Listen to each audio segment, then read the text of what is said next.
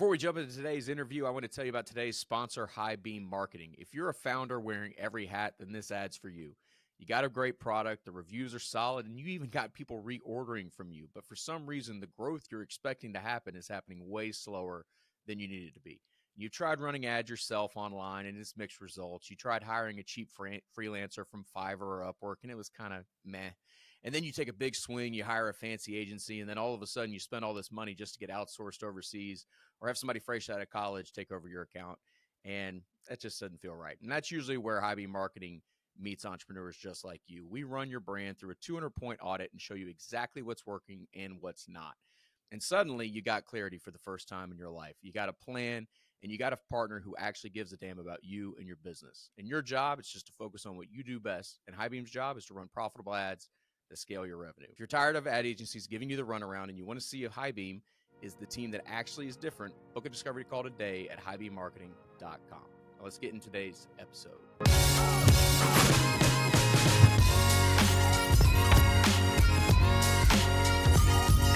Today's guest is someone who didn't wait to grow up before making a difference. At just 14 years old, Caleb Majors co-founded Brothers Nuts, a snack company built with his younger brother, Austin, during one of the hardest seasons in any family's life, but especially theirs.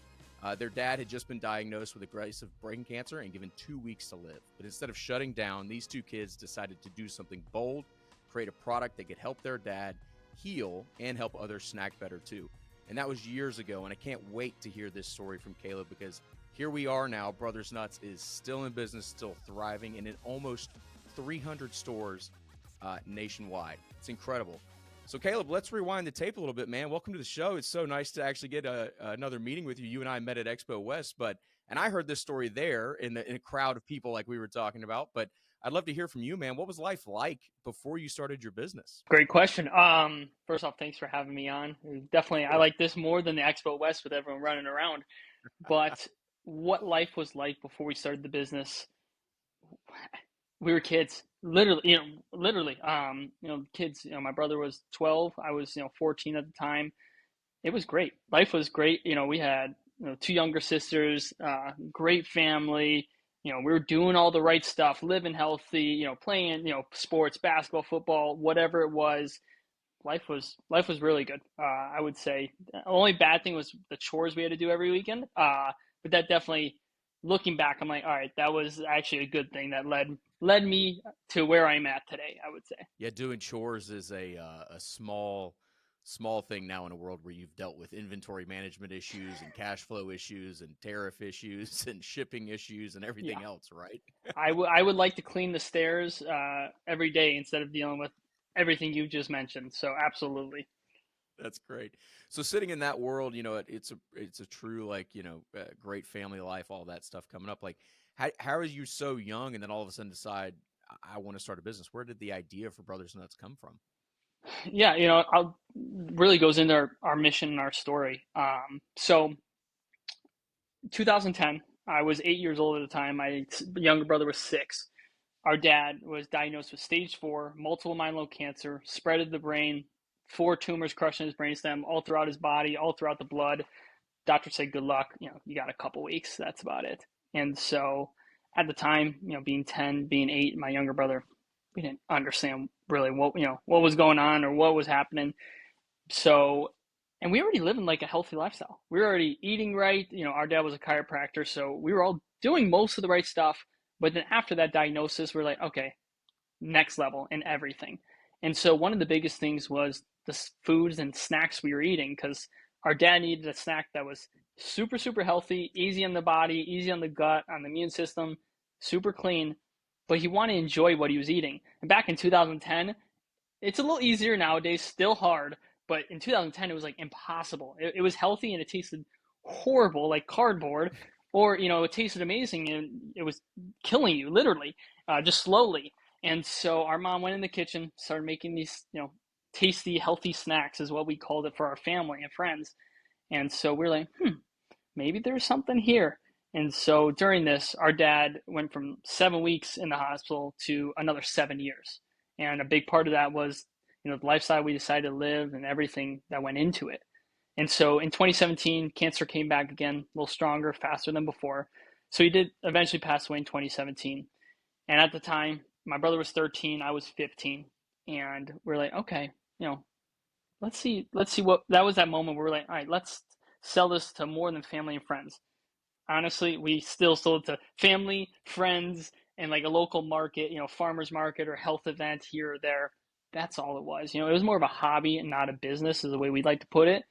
And so that was from 15 years old, which was, I was 15 years old till about 21 years old. That's really what it was. It was a hobby. That's it.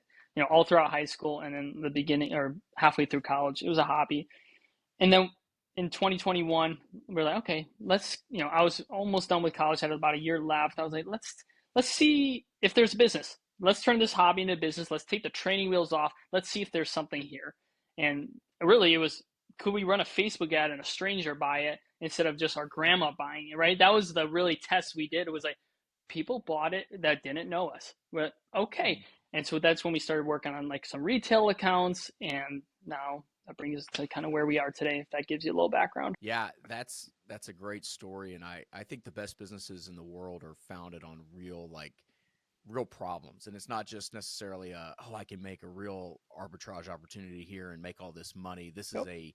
a real life lived event for you. There was Mm-hmm. somebody I saw the other day that was talking about what's the difference in great comedians and really just bad comedians, and it's like great comedians know how to bring levity um, to the situations they've actually lived through, and they're very Yep. honest and vulnerable with that. And I think that's where a lot of great businesses start from. I mean, just to be transparent with you, that's where High Beam came from on our end, Mm. because like I owned a barbecue restaurant for 6 years, Yep. and I kind of got sick of and I'm not comparing the problems. Like, it's definitely, I'd rather have my problem than yours, no doubt, but it's still a real authentic problem situation where it's like all these service providers would come up to us and they would just like hound the crap out of us. And it felt like they were just trying to take our money. Yep. And so I was like, this is a real problem. There's a real market for this. And so all of a sudden now here we are, just like you guys, we're trying to play catch up. We're not as old as you are in an ironic way. We're only 4 years old, but it's funny how being true, or starting a business, I guess, with that real authentic problem that you experience, you're just manufacturing something to make some money, Yep. how it helps us be successful. Like, do you find that all these years later, it's hard to stay focused on that problem, or do you guys able to like really just, it's so ingrained in the core of what you do, like you don't make decisions that violate that core value from the beginning? I would say yeah, it's become a core value. Not just in our business, but just our life in general. My brother and I and family in general, we live. Some of us are better than others, but I was my brother and I live, a healthier, eat cleaner, and just in that sense, diet wise, eat cleaner than 99.9% of this world, I would say. And so it's really just it's ingrained now. And so if we won't eat it, we're not going to sell it to our customers or random, people that are buying our product. So definitely, I would say it's ingrained now, and it's something we're keeping clean in every way possible for our customers and ourselves. So I love that. What a novel idea! Like somebody that actually does the thing they preach from the pulpit. So good for you, man. Yeah, I love that. So thank you. I'd love to know, like, so you take this hobby business in your words, and all of a sudden you're like, I'm gonna go all in. I'm gonna make it my full-time gig, or Yep. like side hustle gig that I'm gonna turn into a full-time gig. Like, but you're 21 doing that. It's much different than most 21-year-olds who are like, I'm just excited I can buy beer legally for the first time in my life. So Yeah. tell us what that was like. What was it like becoming an entrepreneur so early with, even though you were experienced in running this business, like relatively little, real world business experience at that point? Yeah. One of the things that definitely helped with all that was I graduated high school 2020. So pretty much the world was shut down anyway. And so I was in that moment of a decision on where do I go? Like I want to go to college, but do I go far? Do I go into a big university? Do I go to community? Do I not go at all? Do I go? And so that kind of helped. And I met with a bunch of CEOs, VPs before that. My family had a challenge: sit down, coffee, tea for 30 minutes with someone you want your life to be like. And I was like, I want to, high level Fortune 50 CEO. I sat down with a bunch of other people and just picked their brain and took their advice. And on top of the advice they gave me, and with everyone being home anyway, went to community college, finished in a year and a half, and then went to Indiana University online because most people were still at home anyway, and it was 70% cheaper on top of it. Finished that in a year and a half, so I graduated in 3 years. So that kind of helped that form, like I wasn't surrounded with, everyone, out at 2 a.m., I was sleeping by, 11, you know what I mean? Because I had to be up to do whatever in the morning. So it definitely, that online experience, doing it faster, and I just wanted to get it done with. I wanted to really put emphasis and get in the real world, and run our business.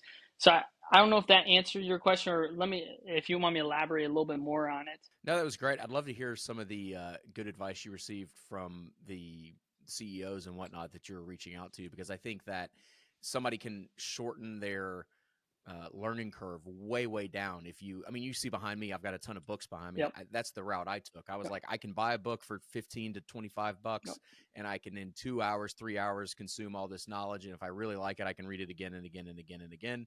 And I think you can get the same thing done with like coffees or podcasts like this or whatever. So I'd love to hear like, what were some of those like early conversations like what was some of the advice you got where you're like, oh, I've got to really focus on that or make sure not to make that mistake? Like what was that? Yeah, I would say a big part of it with those conversations, because I was just about to finish high school, so a lot of them was around college and next steps and what do I do, because that was like the problem I was facing. So the biggest thing around that part was almost everyone said, half of them said, you don't have to go. You already run, you already got a business, so you can just continue to compound that and learn through the business. And then some of them were like, one person specifically, they were like, go, but you go as cheap as possible and as fast as you can. And I was like, okay, I can do that. That's why I kind of get the community college, then online, and then, graduate in 3 years. And so that was some of the biggest parts around college and what do I do next. And then some of the meetings I've had kind of during college and afterwards, more on the business side, I would say one of the biggest takeaways is there's a difference between working in the business versus working on the business. Took a while to understand that. I still fail almost every day at it.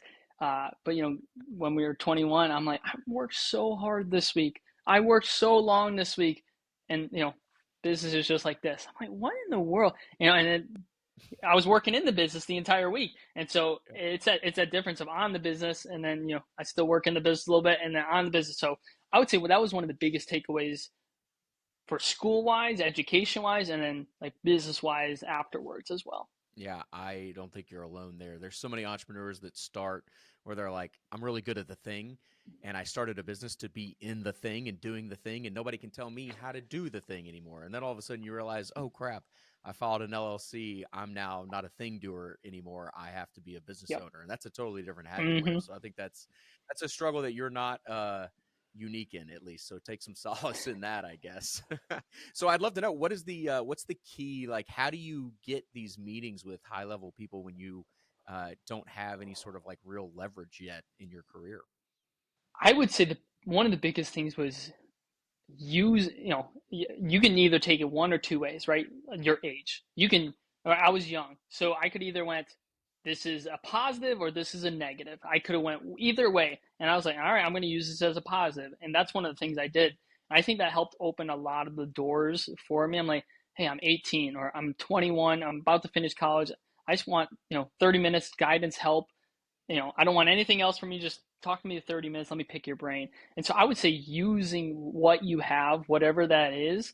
And in my case, it was being a little bit younger, and then maybe someone being like, oh, I see a little bit of me in them. Let me help out. Or someone just kind of giving out a hand, just to help, guide.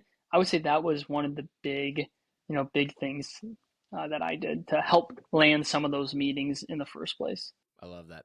So once you got into the world and like you launched and you went all in with it and you guys were like, all right, we're going to actually make a run at this thing. What was the biggest challenge that kind of surprised you in those first couple years after you went in on it? Like, what's the thing where you tell buddies about it and you're like, I can't believe we survived that?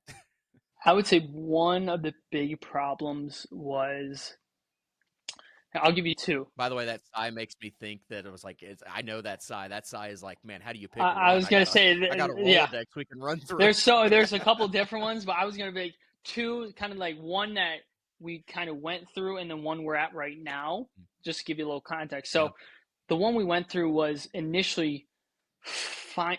It was it was letting a store on the retail side, allowing a store to give us a chance, because that was the hardest thing. Was stores, because they're taking a risk, right? They're taking on inventory. Most of the time, we'd be like, "Don't pay for it, just carry it, and then just pay us once you sell it." You know what I mean? Like, just give us a shot.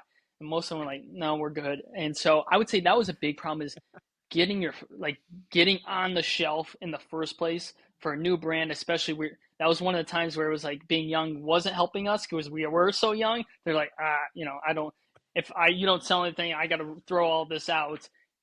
Then, it looks bad on my department. And so that was one of the Mm. hardest things, was getting us on the shelf and just being like, come on, just give us an opportunity.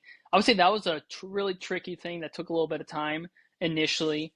And then one of the big things right now that we're going through is, as we scale like we are right now, we're at about 300 stores.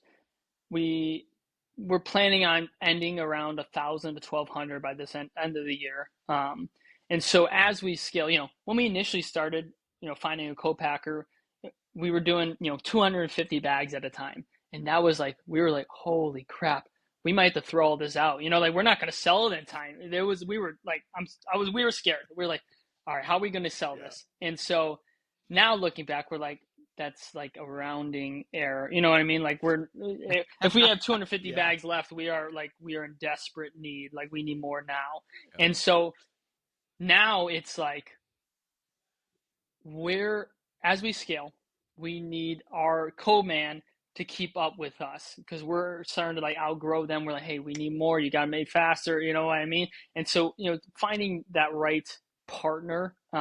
If it's one, if it's two, if it's multiple, all the big brands have multiple all across. So if one goes down, they got three more running. So there's no issues in production. And so that's kind of, we're not that big, of course, right? Not yet, but we're kind of having those issues. It's just like, the big companies, they have an issue and there's 6 zeros behind that number. Our issue is the same issue, but there's only 3 zeros, behind that number. So it's that small change, but it's the same issues you're going to deal with, just another comma or another couple zeros. So that's kind of one big problem we had, and then one of the things we're going through right now. Yeah, I was telling somebody the other day, I was like, you start your first business and you kind of think like, if I can just get to this mystical mountaintop, all of a sudden everything will get Yeah. better. And then you finally maybe get lucky and you get to that dream scenario where like, I can't believe I moved 250 bags a day, let alone in a month, right? And then all of a sudden you look around and you realize, oh shit, there's just nothing but more mountains all One around me. I got to pick the next one. And your job to work on the business, to your point, is like, which mountain are we going to go climb next? And then your job as the leader is like, what problems do we solve all the way up that next mountain? And then here's another kicker that all those guys you interviewed would tell you, is that once you get to the next mountaintop, you look around and there's just more mountains and Yep. more problems. And so it's more of like you got to fall in love with the actual game and like going on the adventure versus Yep. like summiting, because it's such a small piece. Is that something that reflects in your journey, or do you think that's way off? I would say, yeah. Short answer is yes. Initially, no. It was like, let's just get to this and, get here and get this and sell this. Now, over the past, I don't know, 2 years, I would say that has evolved to, I like business. I just like business in general. My brother likes more numbers and spreadsheets about business. I'm more like, you handle that, I'll handle Good right. partner to I'm have. like, it's perfect. We handle tasks, separately and then together, of course. But it's I would say that has changed to, I just like business. If it's a CPG company, if it's a restaurant, if it's a, facial spa, whatever it is, I just like business and just the numbers behind it, how it runs and how it operates. So I would say, to answer your question, started off, just hit that one goal or that mountaintop, and now it's like, I kind of understand there's just going to be continue more and more mountaintops to reach, and so I just kind of like the game of business in general. 100%. Yeah, I played sports growing up, and it reminds me of Yeah, that a lot. It's like once you understand the rules of the game, it's just about how good you can get at playing the 100%. game and what's your natural ceiling. And I don't know what the steroid equivalent is in business yet, but I'll figure it out and I'll Please let you do. know once Please I do. get there. Let me know. Maybe that's PC money. I don't know. Maybe. I'll tell you. Maybe Yeah. that's the steroid. Right. I don't know. So when you go through all these trials and tribulations, like you're grinding, it's such a crazy story to this point. Like, when was that first time you were like, oh, we've got a real business here. Like we're gonna make it. Like especially after you turned 21 and you kind of went all in with it. Not necessarily the first bag you sold, but when was that first story where you were just like, holy crap, this isn't just a pipe dream. Like we're actually gonna probably be able to make a run of this thing. I would say that one, kind of like I mentioned previously, was when we ran a couple Facebook ads and strangers our bought our products from just a quick 20-second video we threw up there. We were like, okay, there, that was like, maybe there's something here. That wasn't like we have something. That was like, maybe there's something here.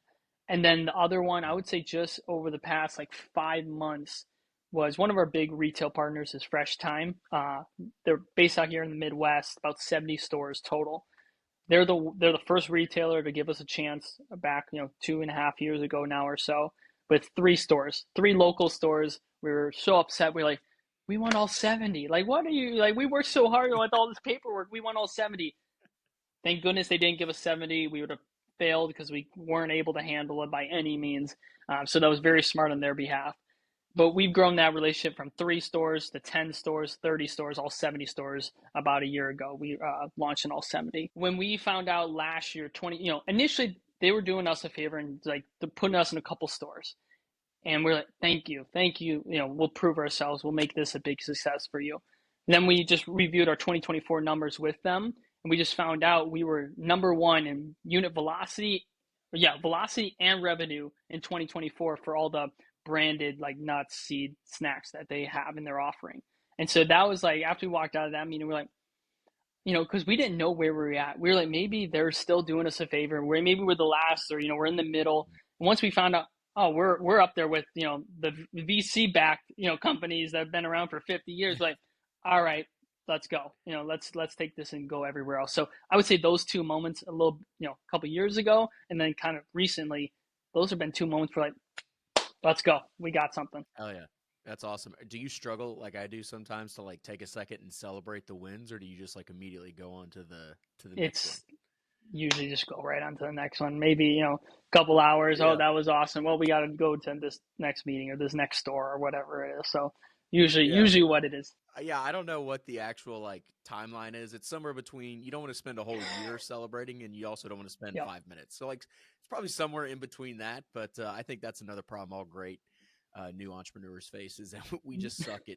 I think we're just in survival Yeah. mode. It feels like for so long, like you're bootstrapping, trying to Yep. grow the thing, and you're just like, this win is great, and I objectively or subjectively, I guess, know it's great. But if I don't sell some more bags We're tomorrow, gone. we're Yeah. going to be in trouble. So yeah. What's the what do you think is causing you guys to have such momentum in that specific chain of stores? Is there a specific marketing thing you guys are doing right now, or is there just like boots on the ground selling, or is it just a moment? Like what's happening? A little bit of everything, really. One of the things that's helping us, like data wise or just industry wise, is almost everyone is looking to eat healthier and cleaner. So that's awesome for us. And then, especially specifically in our category, we're looking at the spins data, and I think it was growing by 30 or 35%. People looking for products labeled sprouted, which our products are, and not many are. We only have a handful of competitors, a couple bigger than us, a couple smaller than us, and so that's definitely helping more people just looking for products like ours. And health wise, I would say that's helping industry and category wise. And then really to become one of the top selling brands with them is boots on the ground. Like you said, we have bringing more and more people like brand ambassadors, demo specialists to help be in the stores, pushing product, making sure they're stocked up, because if the shelf's empty, we can't sell. The numbers are going to be zero. So we got to always trying to make sure there's always product on the shelf. We're moving more product through demos and just people trying it, because once people try it, holy crap, they're like, there's no way this is healthy for me. I'm like, I promise, read the ingredients. There's 3 ingredients and you have them all in your kitchen. And so I would say a little mixture of just everything's kind of trending our way, which is we're very happy about, as well as we're doing stuff that no one else is doing. We have 10 demos every week, and we're not huge. We're not a huge brand. So in the huge brands, they get they might have 25 demos a day, but they're VC backed and they got a couple hundred employees. We're doing it right now with the hard work, and the boots on the ground. I'll go to the store. I specifically, again, working in the business versus working on the business. I'm like, I I can't be doing this. We got to help other people. I got to work on the business, not in the business. But it's like I'll pop in a store and the manager's like, I never see the owner, I never see the co-founder. Like this is awesome. And then we get a huge display in the front of the store because we built such a great relationship, and we're giving them bags, or built a great relationship. We're giving them $100 gift card to a local steakhouse because they let us build a huge display in front of their store. So it's a little bit, I would say, of both that's helping out with everything. Anybody that tells you business isn't personal has never actually done business Yep. well, I don't think, because business is incredibly personal. In fact, all it Yep. is personal. It's personal with your customers. It's personal for you because you own the thing. It's you and your brother's business. And it's personal for people that rely on you for salaries now, or adjacently do, like that store manager, right? It's all personal and it's all relationships. And if you want to be a jerk, like, it's going to be really tough to do Yep. that and get away in Yep. this life, especially with the internet. It's like nothing is No. hidden anymore. So I what came to my mind in the middle of all that is that you're working incredibly hard in this theme of working on the business versus in the business, and so it's definitely not all sunshine and almonds, right? Pun intended here. So, what do you think has been the biggest sacrifice, or maybe the most surprising sacrifice, since you guys went all in to try to make this thing a business? I would say, for me personally, I know my brother because he graduates college literally next week, and so he's not full time right now because I guess technically he's in college still, but then he'll be full time. And he had a finance degree, and I graduated a business administration degree. But even before college and during college, I was on the sales side, a business development representative, making almost 100 grand at 20. You know what I mean?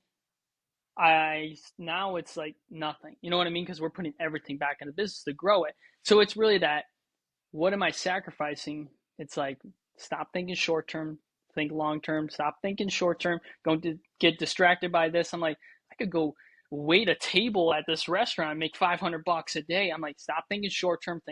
Keep thinking long term. So I would say that's one of the biggest sacrifices I've made is, you know, financially. It's like, stop, stop worrying about it. It's going to come. Instead of this year, it's going to be in 8 years or whatever that number is. Yeah, do you find that hard to do? And especially being a younger guy, like even when I was coming up, social media had just kind of become a thing, and like we hadn't really gotten to the point yet where it was really comparative, where we could see somebody's life on social media. It was still very much like I had eggs for breakfast on Twitter. But now, as you know, like Instagram might as well be a walking highlight reel for people. So is that hard for you to look around and see other people's success, quote unquote, and you're like, nope, I'm still investing in the long term? Yes, I think yes. One of the things that helped is my algorithm now is more like so many business owners. So it's kind of like on the same journey, but then of course it's business owners that already made it as well. So I'm like, that's a nice car, that's a nice house, that's an awesome family, all that. So I would say what I've watched helps the algorithm, but of course, it's like, I'm like, oh, my high school friend or this guy or this buddy, or I know him, he's got this job or he's working for Goldman Sachs or whatever it is. Like, nope. You hear the stories, they work for Goldman Sachs, and then 5 years later they're like, that was the worst 5 years of my life ever, I would not do that again, or they leave. And so it's like, stop worrying about it, stop worrying about it, let's go, let's move forward. Yeah, I long ago had to learn to like just ignore everything else, put the blinders on, and just Yeah. run my race, and take in Yep. outside information that's helpful. But there's times when I get the comparison wheel and it's It is. just brutal, and I'm just like, and then I have like a whole 24-hour period where I feel terrible about myself, and it's like, why do I feel terrible? I've accomplished something Yep. amazing. Like this team, our team at Hybeam, like we're building something incredible, and it's like now you just feel bad for no reason other than Yep. comparative things, and Yeah. it's brutal. So in the spirit of sacrificing the short term stuff for long term, what is the next big goal for Brothers Nuts? Like where are we taking this thing next, man? I would say this year, going from 300 to about, the goal we set as a team was 750 stores. My personal goal is like 1,200. I wanted to 4x that 300. So that's kind of in the next 9 months or 8 months technically, to finish this year. Overall, we want to grow. Be like all those brands of that every household knows of. They're in 5,000, 10,000 stores, or Purely Elizabeth, the super healthy granola, she's in like, I think it's 30,000 stores. So it's like, all right, let's go. We can do it. If she can do it, if he can do it, if they can do it, we can do it. It takes time.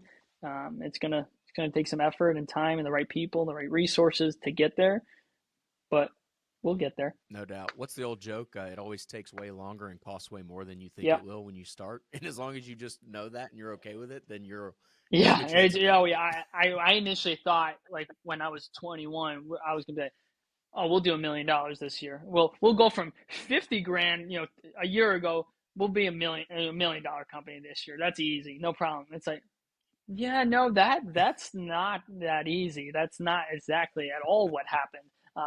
So I would say yes, 100% agree with you. It's funny. I think there's so many books in the world. There's so many YouTube videos, and there's so much like Shark Tank or the Profit TV show kind of things out there where you see people's quote unquote success, and then you are like, man, why? It must be so easy to do that, and that's where that comes from. That like, oh, we'll go to a million, no problem, because that's who we tend to see. It's like the exceptions and not the rules. I was shocked when I did some research on this, and like the SBA says, I think of the 35 million small businesses in America, 31 million have no employees. And the government doesn't think they're going to ever have employees. And they know that because they're doing budgets and whatnot based on that projection. And most entrepreneurs never make more than $50,000 a year in profit or salary or whatever fancy thing you want to call that.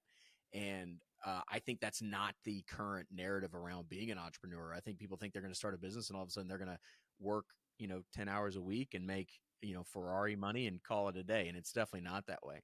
So in that same vein, then what would be the advice that you'd go back and give your either 21-year-old self or even all the further back to when you guys first started at 15 self? Like, what is the one piece of advice you wish you knew then that you know now? I would say two things. One, specifically in our business, I would have changed our packaging size of just our packages. We have 2 ounce and 6 ounce, and the reason we did it was because that was what came off of like clearbags.com and Uline. That was just stock. We're like, all right, perfect. What fills it? Perfect. That's enough ounces. What's how much that costs? All right, we'll sell for this amount. We would have reversed that and say, all right, we want to be at $4.99, $8.99, whatever that number is. All right, now how much does that cost? How much do we need to put in a bag? Maybe it's 4.5 ounces instead of the 6. That's one thing in the business specifically. I would definitely change because that's what we're going through right now. Is all right, where do we want to be at exactly on the shelf? All right, now we got to reverse engineer it.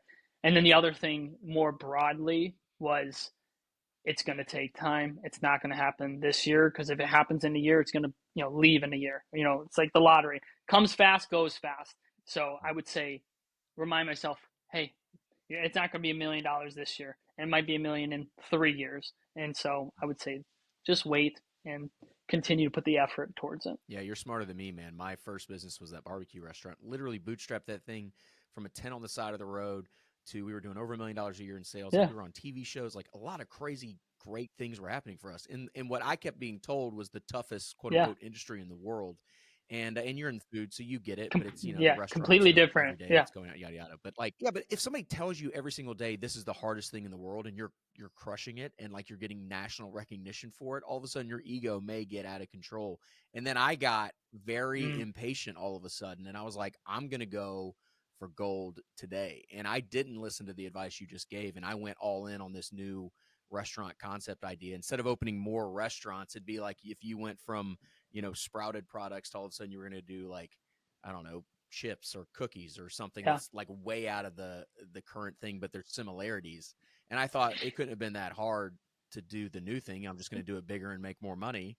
And of course it didn't actually work out that way. And then my business was closed in 6 months. Wow. And so basically 5.5 years of work and all this great success disappeared so quickly because I had the wrong mentality about timelines and what game I was actually playing. And so I think you're on the right path. Appreciate that. For what it's worth, that's perfect. That's exactly what I would say. So I've loved this conversation, man. Thank you for telling me and sharing all of your stories. You've been so gracious with the last like half hour of your time. I'd love to know what's your big ask, man. How can we help you and the listeners out there support you guys? I would say just, follow us on social media, Brothers Nuts everywhere.